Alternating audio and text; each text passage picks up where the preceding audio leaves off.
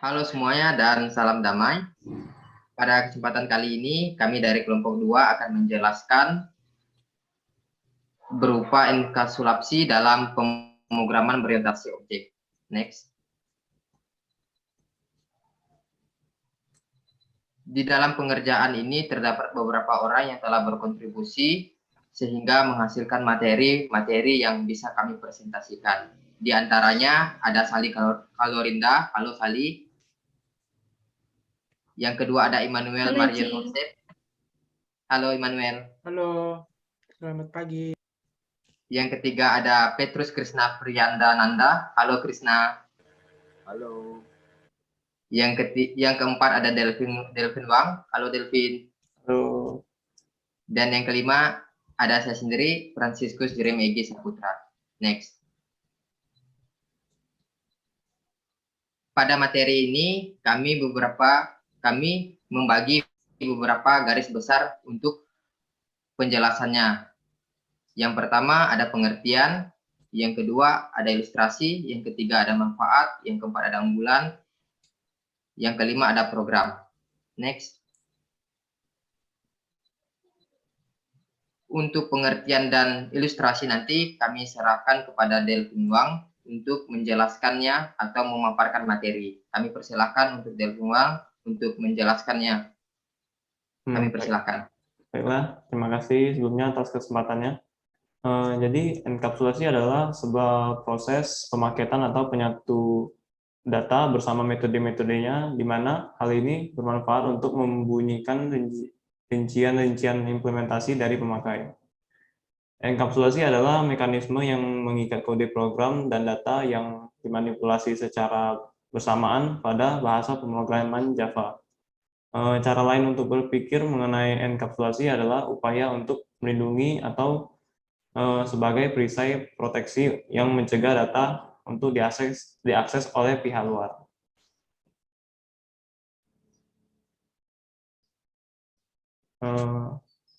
Maksud dari enkapsulasi adalah seperti pembungkusan kapsul obat. Obat dibungkus di dalam kapsul supaya tidak terurai dan tetap rapi. Obat kapsul juga mempunyai isinya yang membuat kita tidak tahu apa isi di dalamnya. Begitu juga dengan enkapsulasi pada program berorientasi objek. Maka maksud dari enkapsulasi ini adalah untuk menjaga suatu proses program agar tidak dapat diakses secara sembarang atau diintervensi oleh program lain. Konsep enkapsulasi sangat penting dilakukan untuk mencegah kebutuhan program agar dapat diakses waktu-waktu sekaligus menjaga program tersebut.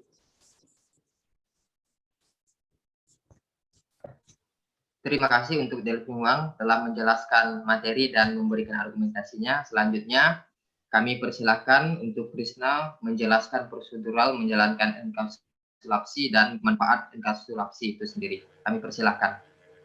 Ya, terima kasih Eki atas waktunya. Lalu di sini saya akan menjelaskan tentang enkapsulasi. Jika ingin memasukkan enkapsulasi, maka perlu yang pertama mendeklarasikan variabel atau atribut kelas sebagai privat, dan yang kedua menyediakan metode get dan set public untuk mengakses dan memperbarui nilai privat variabel. Dalam pengimplementasian enkapsulasi, kita mendeklarasinya sebagai privat karena kita tidak menginginkan sembarang objek dapat mengakses data kapan saja. Dan namun dimungkinkan untuk mengaksesnya jika kita menyediakan metode public get dan public set. Metode get atau aksesor digunakan untuk membaca nilai variabel pada kelas, baik berupa intens maupun static. Metode umumnya dimulai dengan penulisan get.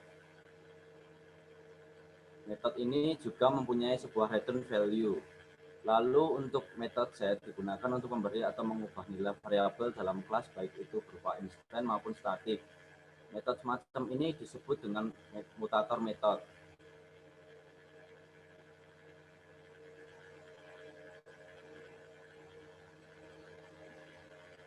Lalu ada pula manfaat dari enkapsulasi. Terdapat dua manfaat utama dari enkapsulasi, yaitu pertama penyembuhan informasi atau informasi hacking. Hal ini mengacu kepada perlindungan terhadap implementasi objek internal. Objek tersebut dari interface publik dan bagian privat yang merupakan kombinasi data dan metode internal.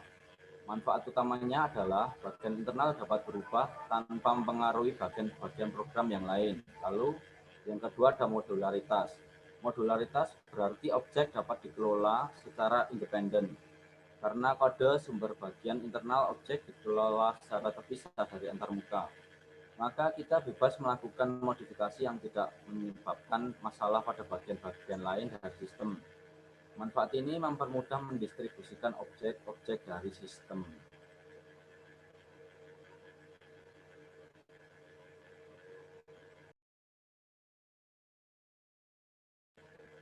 Mungkin itu dari saya. Terima kasih untuk Krisna telah memaparkan materi dan argumentasinya. Kami persilakan untuk Immanuel Mariano untuk menjelaskan keunggulan enkapsulasi dan studi kasus mengenai cara menghitung keliling dan luas persegi. Untuk Immanuel, kami persilakan. Baik, terima kasih atas kesempatan yang diberikan. Di sini saya akan coba menjelaskan keunggulan dari enkapsulasi itu. Jadi yang pertama yaitu kemudahan pengujian kode program. Jadi enkapsulasi ini memudahkan proses pengetesan program untuk unit-unit programnya masing-masing. Lalu yang berikut ada data tersembunyi atau data hidden. Jadi pengguna tidak mengetahui implementasi dasar dari kelas. Tidak mungkin bagi user untuk melihat nilai dari data yang disimpan pada variabel dalam kelas. Hal yang diketahui oleh user adalah nilai telah diatur melalui setter method dan variabel telah diinisialisasi dengan nilai tertentu. Yang berikutnya, untuk keunggulan enkapsulasi ini ada meningkatkan fleksibilitas. Jadi, programmer dapat membuat variabel dari kelas sebagai read only atau write only tergantung pada kebutuhan. Jika variabel dibuat dalam bentuk read only, maka metode setter seperti contohnya setName atau setAge dan lain-lain sebagainya harus dihilangkan. Lalu untuk reusability atau dapat digunakan kembali, enkapsulasi juga dapat meningkatkan penggunaan kembali kode program dan kemudahan perubahan menggunakan new requirement. Lalu untuk selanjutnya, untuk konsep enkapsulasi ini sendiri kami mencoba memperlihatkan pada penggunaannya pada program menghitung keliling dan luas persegi. Dan kita tahu sendiri bahwa untuk persegi ini rumus kelilingnya yaitu 4 dikali sisi dan luasnya itu sisi dikali sisi. Sementara itu enkapsulasi dalam program ini sendiri berguna dalam penyembunyian data dari user agar data tersebut tidak diketahui oleh user dengan cara membuat private atribut yang ingin kita sembunyikan dari user. Seperti itu. Terima kasih untuk Immanuel atas argumentasi dan materi yang diberikan. Kami lanjutkan. Kami persilakan untuk Sally menjelaskan tentang algoritma atau notasi diagram dan pengimplementasiannya di dalam pemrograman. Kami persilakan untuk Sally. Baik, terima kasih atas waktu yang telah diberikan kepada saya. Di sini saya akan menjelaskan tentang jalannya program. Yang pertama ada notasi diagram. Notasi diagram ini memiliki 3 kolom. Yang pertama terdiri dari nama kelas yang dituju, yaitu persegi. Lalu pada kolom kedua ada 3 atribut yang bertipe double dan bersifat private, semua yang dilambangkan dengan tanda strip atau negatif dan berupa sisi, keliling, dan luas. Lalu pada kolom ketiga berisi metode yang bersifat publik, di mana metode ini merupakan metode dari semua atribut yang ada di kolom pertama tadi dan telah direfaktor dan di encapsulate field menggunakan jadi kalau di program NetBeans biasanya ada di klik kanan refactor, terus habis itu ada encapsulate field. Yang berikutnya akan menghasilkan setter dan getter sebagai berikut yang ada di kolom ketiga ini. Jadi nanti ada muncul set sisi dengan parameter double, lalu dia memiliki tipe datanya tuh kayak tipe void gitu, dan void itu merupakan tipe data yang tidak meminta nilai balikan. Begitu juga dengan set keliling, set luas, get sisi, get keliling, dan get luas. Beda halnya dengan get sisi dan get keliling dan get luas. Dia memiliki tipe double, dan tipe double ini berikutnya atau pada baris berikutnya dia akan meminta nilai balikan atau return type dengan tipe double juga. Next.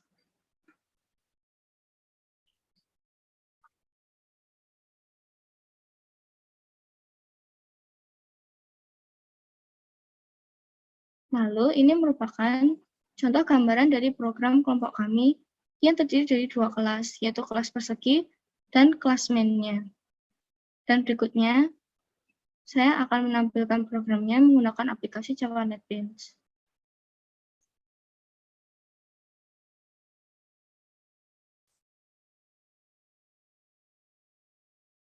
Nah, di sini ada kelas persegi. Yang pertama ada kelas persegi. Di kelas persegi ini terdapat 3 atribut yang bertipe double, bersifat private, dan berupa keliling, luas, dan sisi. Lalu selanjutnya ada encapsulate-nya. Pertama ada get keliling dengan tipe double dan bersifat public. Dan biasanya jika di notasi diagram dilambangkan dengan tanda plus. Dan di sini dia memiliki rumus keliling sama dengan 4 kali sisi. Dimana kita semua tahu bahwa keliling dari persegi itu rumusnya adalah 4 kali sisi. Lalu dia juga meminta nilai balikan yaitu return dengan return keliling. Karena di sini ada tipe double. Lalu berikutnya ada set keliling. Set keliling ini memiliki parameter double keliling. Lalu tipe data atau tipe metodenya itu void dan sifatnya public. Void ini tidak meminta nilai balikan, jadi di sini tidak ada return type-nya. Lalu berikutnya ada double get luas. Get luas ini merupakan hasil dari enkapsulasi dari yang ada di sini tadi. Yang bertipe double bersifat public. Lalu memiliki rumus luas sama dengan sisi kali sisi, di mana kita tahu bahwa luas persegi itu sisi kali sisi, dan dia meminta nilai balikan return luas. Lalu berikutnya ada set luas. Set luas ini juga hasil dari enkapsulasi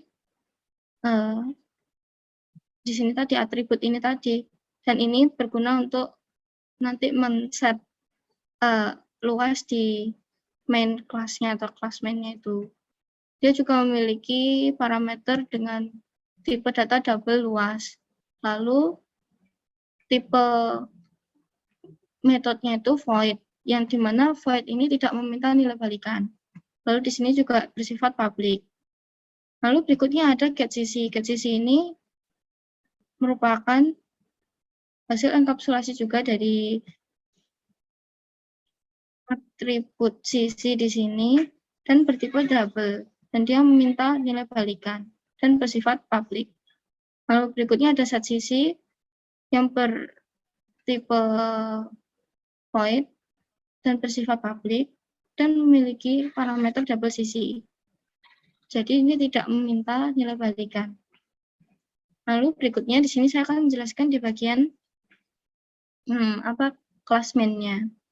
Di kelas main terdapat ada scanner SC new scanner system in. Ini berguna untuk menampilkan atau memanggil sistem scannernya di Java NetBeans. Lalu berikutnya ada objek dengan memanggil kelasnya yaitu persegi, dan di sini menggunakan array.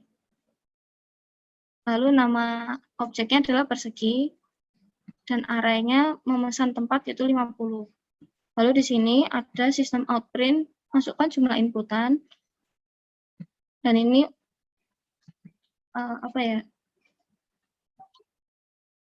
sintaks untuk memanggil inputnya. Lalu berikutnya ada for, dan batasnya itu kurang dari input. Jadi kalau misalnya user meminta untuk memasukkan banyaknya persegi tadi, di sini akan menjadi batasnya itu. Jadi kurang dari, misalnya user meminta memasukkan 3 persegi. Jadi nanti I-nya ini perulangannya kurang dari 3. Itu terus ini sebagai kayak urutannya. Misalkan I plus 1 kan kalau array itu kan I-nya berawal dari 0. Jadi 1 ke 1, ke 2, ke 3 dan seterusnya. Lalu di sini ada persegi. Ini user akan diminta untuk masukkan sisi persegi sesuai dengan perulangan yang diminta tadi. Lalu berikutnya ada perintah atau output yang akan menghasilkan dari inputan user tadi. Dan berikutnya saya akan merunning programnya sebagai berikut. Nah, di sini ada masukkan jumlah inputan. Misalnya saya akan masukkan 5 persegi. Lalu berikutnya diminta lagi kembali masukkan sisi persegi pertama. Saya akan masukkan 11. Lalu berikutnya ada sisi kedua, persegi kedua, saya akan masukkan 12. Lalu berikutnya ada persegi ketiga, saya akan masukkan 13. Lalu berikutnya ada persegi keempat, saya akan masukkan 14. Dan berikutnya saya akan masukkan 15.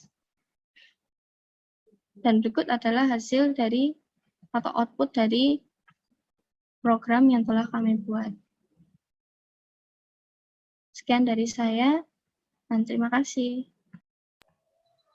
Terima kasih untuk Sally yang telah memaparkan materi dan argumentasinya mengenai notasi, diagram, dan implementasi di dalam pemrograman. Jadi, kalau kita tarik kesimpulannya bahwa enkapsulasi merupakan sebuah proses penggabungan antara atribut dan metode ke dalam sebuah kelas yang biasanya dideskripsikan secara terpisah pada pemrograman prosedural. Tidak hanya itu, enkapsulasi juga dapat dihubungkan dengan pemberian hak akses pada kelas ataupun anggota dari sebuah kelas, baik berupa atribut dan metode. Begitulah untuk materi penjelasan dari kelompok kami mengenai enkapsulasi. Sekian dan terima kasih. Tuhan memberkati.